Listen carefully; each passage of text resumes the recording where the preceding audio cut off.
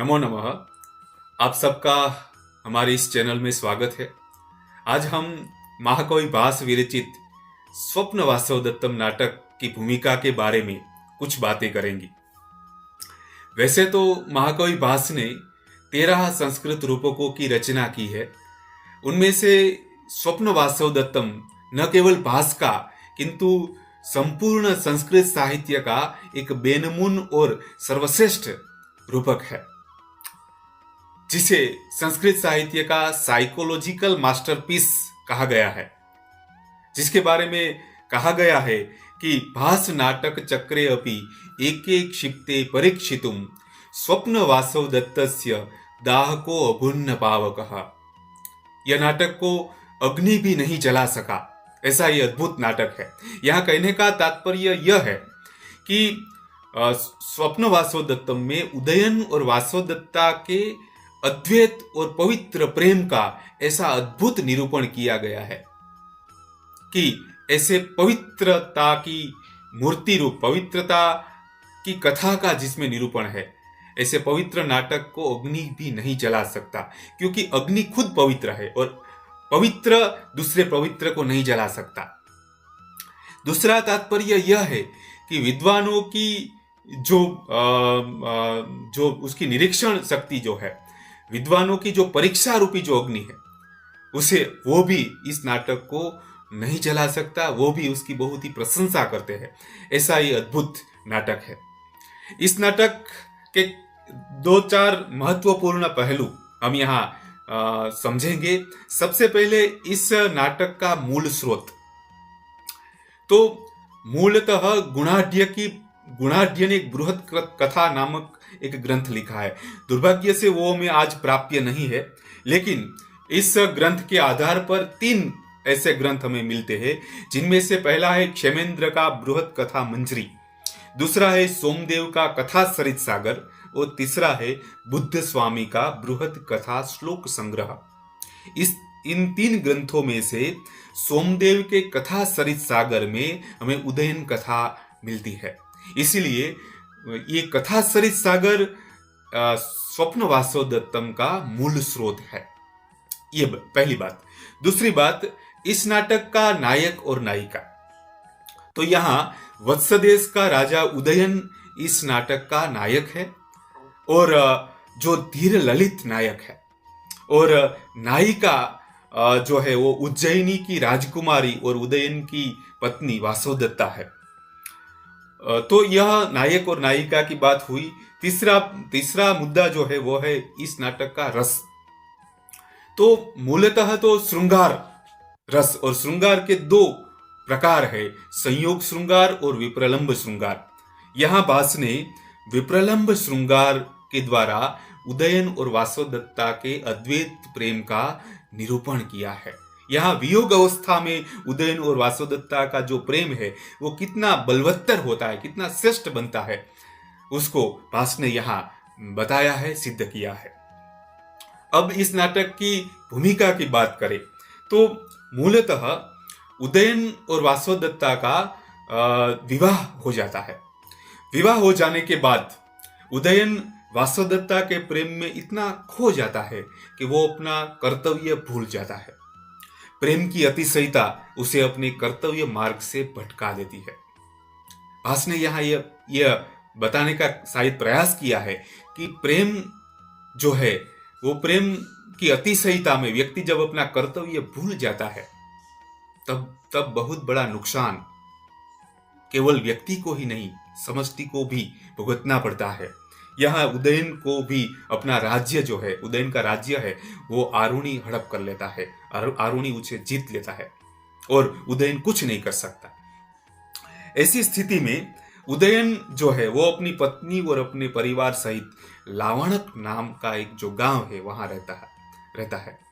इस समय जो महत्वपूर्ण बात है, उदयन का एक काबिल और स्वामी भक्त मंत्री योगंधरायण जो है वो यहाँ एक महत्वपूर्ण कार्य करता है।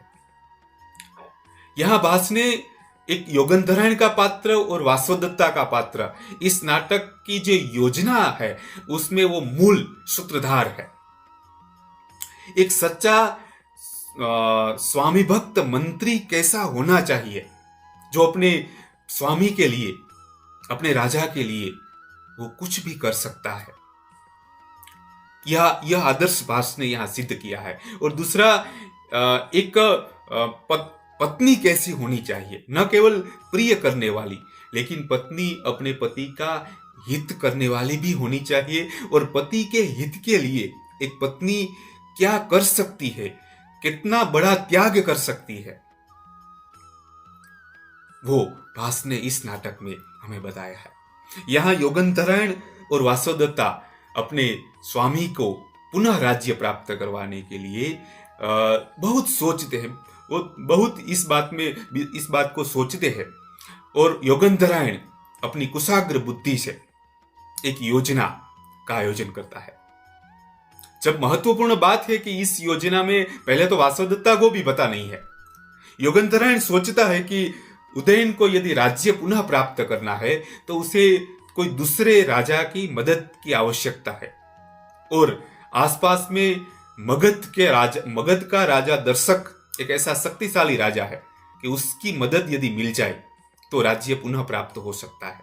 लेकिन उदयन का उसके साथ कोई गाढ़ संबंध नहीं था, तो पहले एक संबंध बनाना आवश्यक था। और योगंधरायण को इसमें सहायता मिलती है एक जो भविष्यवेता ने जो भविष्यवाणी की है कि दर्शक की बहन पद्मावती जो है वो उदयन की पत्नी बनेगी, ऐसी एक भविष्यवाणी भविष्यवेता ने की थी। योगंधरायण इस भाग्य को अपनी योजना का सबसे बड़ा हथियार बनाता है और इस योजना के तहत इस भविष्यवेता की भविष्यवाणी पर अपनी एक योजना बनाता है। और उदयन का विवाह पद्मावती के साथ यदि हो जाए तो राजा दर्शक की मदद मिल सकती थी और इस मदद के द्वारा उदयन को अपना खोया हुआ राज्य मिल सकता है। अब योगंधरायण एक यहां सोचता है कि यह मुमकिन नहीं है, क्योंकि उदयन वासवदत्ता को इतना प्रेम करता है, इतना उसका प्रेम में खोया हुआ है कि जब तक वासवदत्ता है तब तक उदयन किसी और स्त्री के बारे में सोच भी नहीं सकता था। अब ऐसी स्थिति में उदयन को पद्मावती के साथ विवाह करने के लिए कैसे तैयार किया जाए, यह बहुत ही मुश्किल कार्य था। दूसरी ओर जो दर्शक राजा है वो भी जानता था कि उदयन और वासवदत्ता एक दूसरे के प्रेम में कितने खोए हुए हैं। जब तक वासवदत्ता है तब तक दर्शक जानता था कि पद्मावती को कभी भी पति का सुख नहीं मिल सकता। और एक भाई अपनी बहन को यह जानते हुए भी उसे ऐसे व्यक्ति के साथ विवाह कैसे कर सकता है जो उसे कभी प्रेम ही नहीं करेगा, ऐसा उसे विश्वास है, क्योंकि उदयन वासवदत्ता को इतना प्रेम करता था कि पद्मावती को वो कभी हृदय से नहीं स्वीकारेगा, वो दर्शक अच्छी तरह से जानता था। इसीलिए ये कार्य उदयन और पद्मावती का विवाह करना बहुत ही मुश्किल कार्य था। और तब योगंधरायण सोचता है कि वासवदत्ता यदि उदयन से दूर चली जाए थोड़े समय के लिए तो उदयन और पद्मावती का विवाह हम कर सकते हैं और उसके द्वारा उसे राज्य की पुनः प्राप्ति हो सकती है। और इसीलिए योगंधरायण वासवदत्ता को इस योजना में शामिल करता है। और वासवदत्ता की सबसे बड़ी बात यह है, मुझे यहाँ ये बात बहुत ही महत्वपूर्ण है कि वासवदत्ता योगंधरायण को पूछती भी नहीं है कि क्या योजना है। वो तो बस इतना ही चाहती है कि बस उदयन को उनका खोया हुआ राज्य पुनः मिल जाए, उदयन पुनः राज्य पर प्रतिष्ठित हो, वही उसकी इच्छा है। और इस कार्य करने के लिए वासवदत्ता कोई भी हद तक जाने के लिए तैयार है। यह एक पत्नी का जो आदर्श है वो हमें वासवदत्ता के पात्र में यहां दिखाई देता है, वो आज भी प्रस्तुत है। अब योगंधरायण वासवदत्ता के साथ मिलकर एक योजना जो बनाता है, उस योजना के तहत लावणक में उदयन जब बाहर गया था तब लावणक में आग लगाई जाती थी, और इस आग में वासोदत्ता और योगंधरायण आग लगने के बाद वेश परिवर्तन करके वहां से निकल जाते हैं, और पीछे से यह अफवाह फैलाई जाती है कि योगंधरायण और वासोदत्ता इस आग में जल गए हैं और मर गए हैं। ऐसी अफवाह फैलाकर वो दोनों वहां से निकल जाते हैं। यहां तक स्वप्न वासोदत्तम नाटक की भूमिका है। अब यहां से स्वप्न वासोदत्तम नाटक की शुरुआत होती है। अब इस नाटक में भास ने जो बताने का प्रयास किया है वो हमें दो तरह से हमें देखना है। पहला तो वासोदत्ता जो है उसने जो त्याग किया है, उदयन से वो दूर चली गई है। तो योगंधरायण जो है इस योजना के तहत जो दुखी होती है उसका मार्मिक निरूपण भास ने यहां किया है। यहां एक दूसरी बात यह हमें भास के इस नाटक में भास ने बताया है कि योगंधरायण कौन सी योजना ऐसी करता है, किस तरह अपनी इस योजना को सफल करता है, इस योजना को किस तरह वो पूर्ण करता है, और उदयन का राज्य कैसे प्राप्त करता है। उस योजना की जो वो क्रियान्वितता है वो हमें यहाँ एक देखने को मिलती है, जिसमें योगंधरायण की कुशाग्र बुद्धि का हमें परिचय होता है। तीसरी बात, इस नाटक में योगंधरायण जो योजना करता है जिसके द्वारा उदयन और पद्मावती का विवाह होता है, तो इस अवस्था में अपने ही पति को कोई दूसरी स्त्री के साथ, क्योंकि वासोदत्ता इस विवाह में योगंधरायण जो योजना बनाता है इसमें उदयन और पद्मावती का जो विवाह होता है उसमें वासोदत्ता वहां ही है, वो साक्षी रूप में है, वो सब कुछ जानती है, सब कुछ देखती है। तो जिसके लिए उसने त्याग किया है, उस अपने पति को कोई दूसरी स्त्री के साथ जब वासोदत्ता विवाह करते हुए देखती है तब वासोदत्ता का जो मनोमंथन है, वासोदत्ता की जो पीड़ा है, वासोदत्ता की जो व्यथा है, एक पत्नी के रूप में वासोदत्ता जो इस व्यथा का जो अनुभव करती है, उसके जो मनोमंथन है, उसको भास ने अत्यंत सटीक रूप से, अत्यंत मार्मिक रूप से, अत्यंत हृदय स्पर्शी रूप से यहां में बताया है। भास ने मानो इस पीड़ा का अनुभव किया है और इस एक पत्नी की इस पीड़ा को भास ने बहुत ही सुंदर रूप से यहां व्यक्त किया है। और दूसरी ओर उदयन जो है, वो उदयन इस वासोदत्ता को इतना प्रेम करता था कि खुद राज्य शत्रु उसे हड़प कर लेता है। ऐसे उदयन को जब वासोदत्ता की मृत्यु हो जाती है, इस बात का जब पता चलता है, तब उदयन पर क्या बीती होगी, उदयन का दुख जो है वो कितना बलवत्तर होगा। एक ब्रह्मचारी जो एक सन्यासी है, एक विद्यार्थी है, वो इस बात का एक सन्यासी के मुख से जो भास ने यह वर्णन किया है वो अद्भुत है। वो कहता है कि नेव इदानी तादृशा चक्रवाकाः नेव अपि अन्ये स्त्री विशेषे वियुक्ताः धन्या सा स्त्री या तथा वेति भर्ता भर्तृ स्नेहात् सा ही दग्धा अपि अदग्धा। या वो कहती है कि पति के प्रेम के कारण वो स्त्री जल गई है, फिर भी वो जली नहीं है, वो अमर है। क्योंकि इतना प्रेम तो कोई चक्रवाक अपनी चक्रवाकी को भी नहीं करता, कोई उत्तम स्त्री को कोई उत्तम पुरुष इतना प्रेम नहीं कर सकता जितना उदयन वासोदत्ता को करता है। और इस प्रेम में वो स्त्री जल गई है, मर गई है, फिर भी वो मरी नहीं है, वो अमर हो गई है।